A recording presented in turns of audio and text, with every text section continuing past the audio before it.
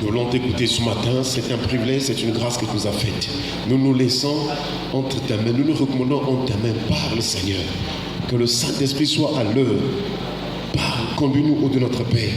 Toi qui es le Dieu vivant, au nom de Jésus. Amen. Est-ce qu'on peut acclamer le Seigneur? Voilà. Nous sommes en train de continuer ce sous-thème que nous avons commencé dimanche. Le thème général est intitulé « Les deux familles ». Donc la famille du ciel et la famille de la terre. Et nous sommes en train de voir donc la famille de la terre. Parce que déjà la famille du ciel, c'est une famille qui est céleste, c'est une famille qui est éternelle. Maintenant pour nous, la famille de la terre, alors nous voyons qu'au départ, avec Adam et Ève, Dieu a créé l'homme et la femme. Mais quelque temps après, l'homme et la femme vont pécher, vont désobéir à la volonté de Dieu et ils vont se séparer de Dieu. À cause du péché, il y aura séparation. À cause du péché, l'homme est devenu loin de la gloire de Dieu, loin de la face de Dieu. Et parce que Dieu nous aime d'un amour éternel, Dieu a accepté que son Fils vienne mourir à la croix pour nous sauver du péché et de la condamnation qui est liée au péché. Est-ce qu'on peut acclamer le Seigneur?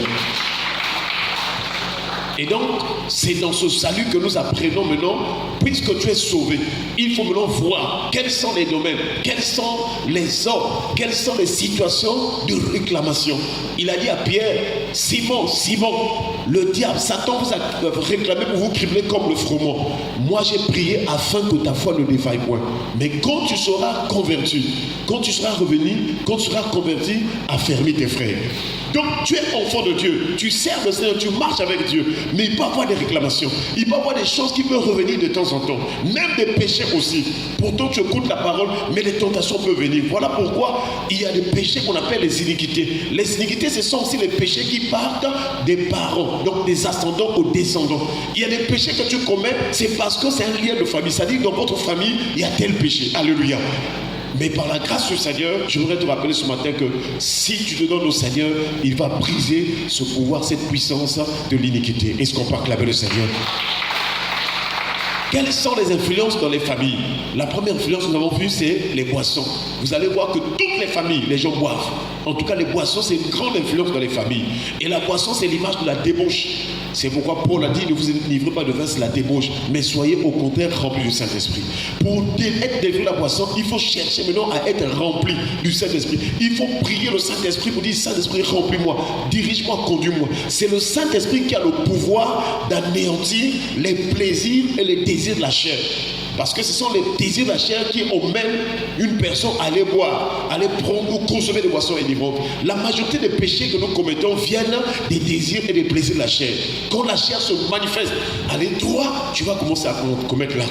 Mais si nous prions le Seigneur pour vivre selon l'Esprit, la puissance de l'Esprit va enlever en nous les goûts et les plaisirs du monde. Alléluia. C'est pourquoi la Bible déclare aspirez au meilleur. Aspirez, affectionnez-vous aux choses de l'Esprit de Dieu. Et la deuxième mauvaise influence, le deuxième péché, la deuxième mauvaise influence que nous sommes en train de voir dans les familles, c'est la nudité. La nudité, c'est l'état d'une personne nue. La nudité, c'est ce qui n'est couvert d'aucun vêtement. La nudité, c'est ce qui est exposé, ce qu'on laisse voir. Et nous avons vu jusqu'à hier le soir, nous avons vu que la nudité, quand on parle de la nudité, ce n'est pas seulement les parties intimes. Ce n'est pas seulement les parties intimes. Ce n'est pas seulement que ça concerne le sexe, non. La nudité aussi, même dans notre partie. C'est pourquoi nous avons expliqué que quand tes essais sont dehors, c'est de la nudité. Tu es nu. Quand tu laisses tes mollets aussi dehors, c'est de la nudité. Nous sommes en train d'insister. Voilà pourquoi vous allez voir que le diable, connaissant ces choses, que les autres parties du corps aussi sont appelées nues ou la nudité, alors il est en train d'inspirer les types d'habits, les modèles d'habits où on laisse quand même une partie dehors. Ça peut être les seins, ça peut être le ventre, ça peut être le dos, ça peut être vraiment au niveau des épaules. On laisse toujours une partie. Et souvent, les modèles aussi des femmes, des frères, des sœurs, souvent il y a toujours une partie qui est laissée comme à découvert pour que les gens voient. C'est de la nudité. Or, nous savons que la nudité, c'est un péché. Avec Adam et Ève, Dieu nous a montré les deux dimensions de la nudité. La première dimension de la nudité, c'est lorsque Dieu a créé Adam et Ève avant le péché. La Bible déclare que l'homme et la femme étaient tous nus et ils n'en avaient point honte. Alléluia. Maintenant, après le péché, après la chute, quand sont tombés le péché, la Bible déclare les yeux de l'un et de l'autre s'ouvrirent et ils connurent qu'ils étaient nus. Et malheureusement, ils s'enfuirent loin de la face de Dieu. Donc la deuxième nudité, c'est l'image du péché, parce que c'est le péché qui nous donne de fuir, de s'éloigner de Dieu. Le péché a pour rôle de nous éloigner de Dieu. Le péché, c'est toute une rébellion.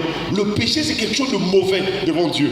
Et ça nous empêche de vivre la gloire de Dieu. Or, Dieu nous a donné des promesses. Dieu veut notre bonheur, mais le péché nous empêche d'entrer ou de vivre ce bonheur-là.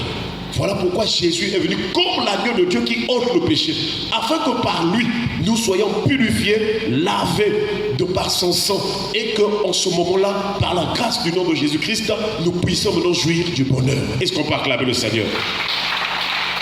J'allais dire, là où nous ne sommes pas forts, là où nous n'avons pas la force d'abandonner, de quitter le péché, Jésus est là pour faire cela à notre place. Il est là pour nous aider, par son nom, par son sang. Il est là pour nous purifier, il est là pour nous sanctifier, pour que nous soyons tenus fermes jusqu'à la fin. Alléluia.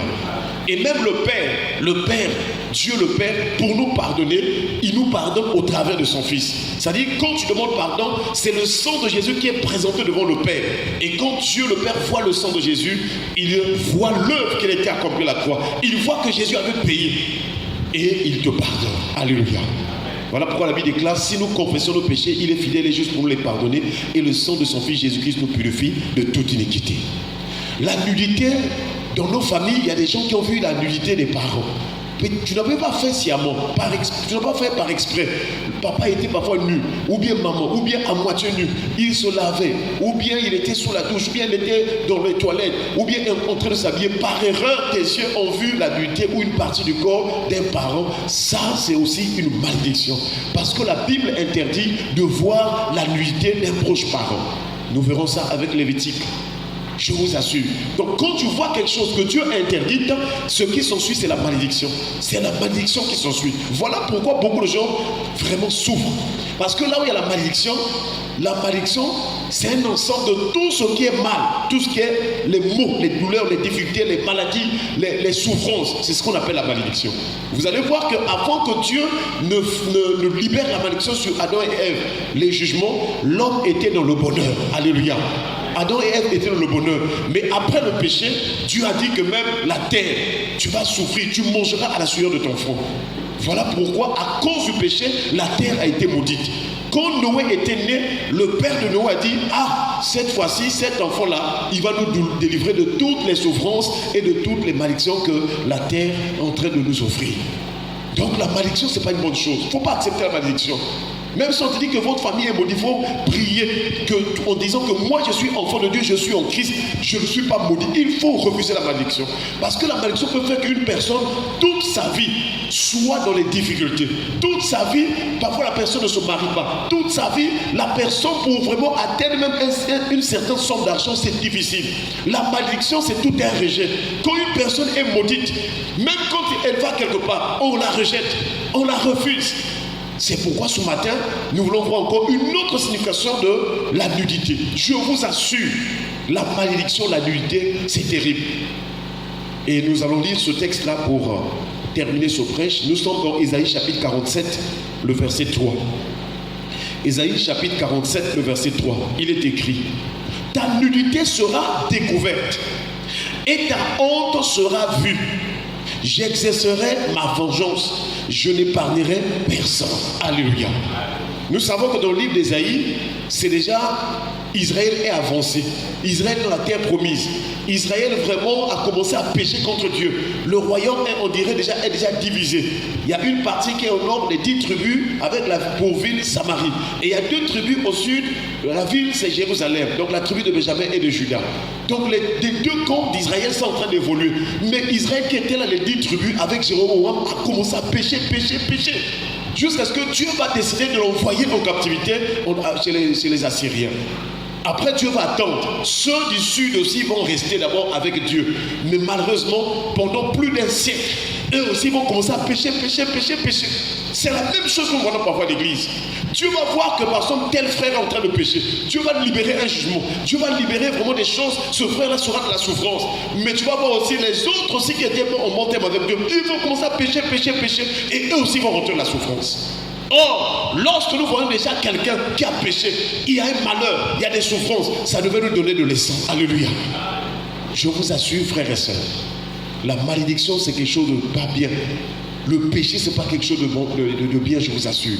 C'est ça qui est à l'origine de la mortalité, la mort, les souffrances et toutes sortes de choses. Et donc ici, Dieu prononce des jugements. Il montre les jugements. Mais parmi ces jugements, il parle de la nudité. Donc la nudité aussi, dans le sens de ce que Dieu disait sur Israël, c'est tout un jugement.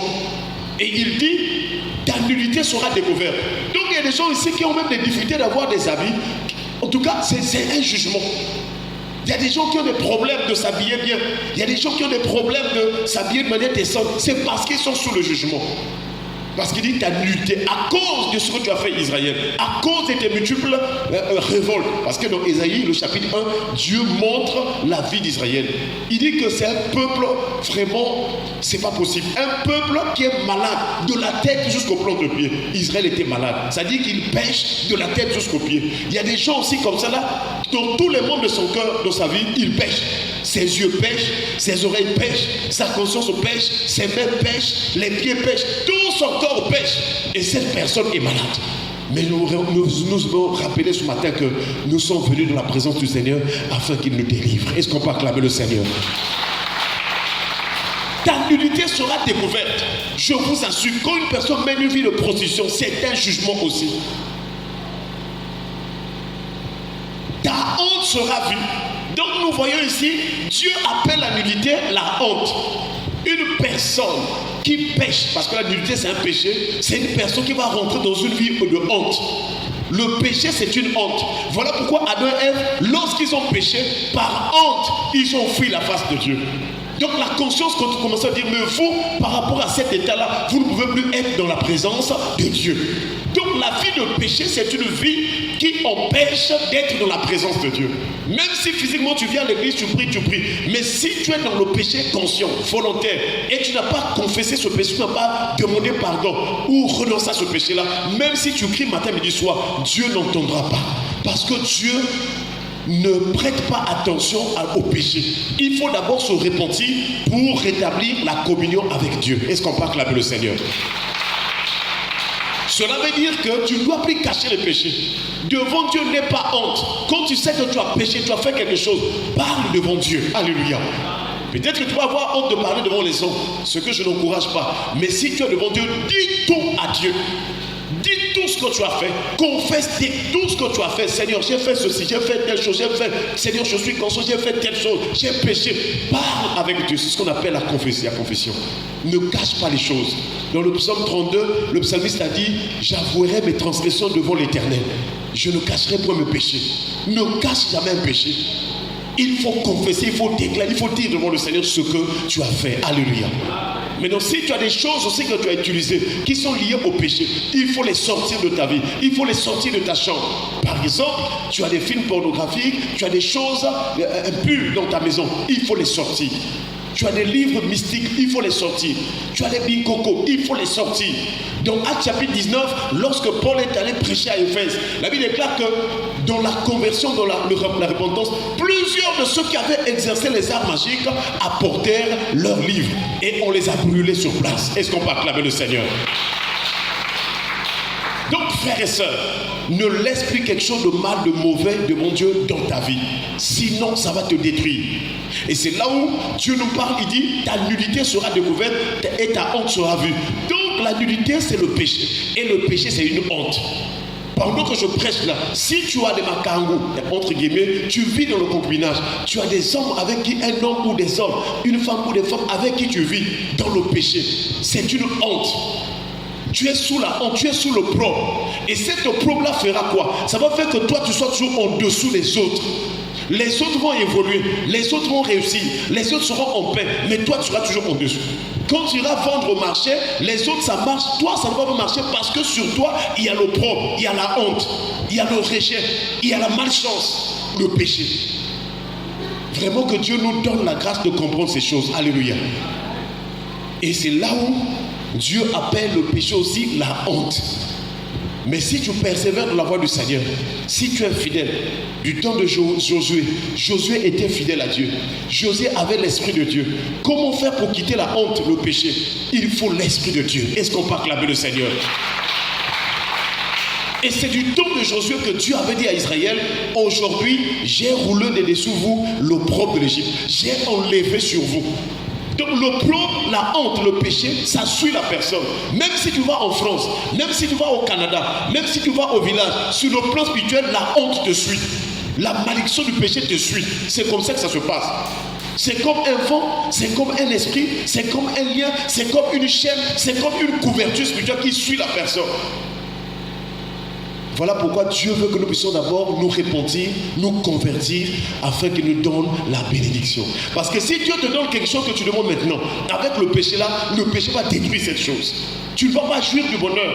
Toi-même, par la puissance de la honte, de l'opprobre, tu vas commencer à confondre les choses. Là où il y a le péché, là où il y a la honte, l'opprobre, il y a la confusion. Il y a la confusion. Voilà pourquoi vous voyez dans les rêves, il y a des rêves, parfois toi-même tu n'arrives pas à retenir.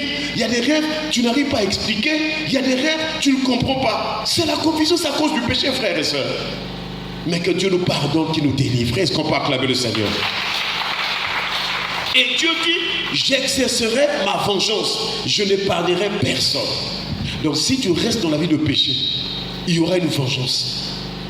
Dieu ne va pas t'épargner. Tu vas te retrouver dans les temps de feu. Parce que Dieu, c'est un juste juge. Lui, il t'a fait grâce, il t'a sauvé, il t'a béni, il t'a protégé. Il a donné que tu atteins un certain âge. Il te fait du bien tous les jours. Il te réveille, il te donne le souffle de vie. Dieu, il te fait du bien, il est juste. Mais si toi, tu vas de l'autre côté là pour faire le péché, au jour du jugement, Dieu ne va pas te caresser. Il ne va pas jouer avec toi. Il va prononcer les jugements, frères et sœurs. Voilà pourquoi nous devons craindre Dieu. Alléluia. Tous les jours de notre vie, il faut prier, Seigneur, donne-moi de craindre Dieu. Apprends-moi à te craindre, Seigneur. Ah, s'il te plaît, Seigneur, délivre-moi du péché. Donne-moi la force de quitter, d'abandonner le péché. Je vous assure, le péché, c'est une nudité. Et aussi, la nudité, c'est la honte.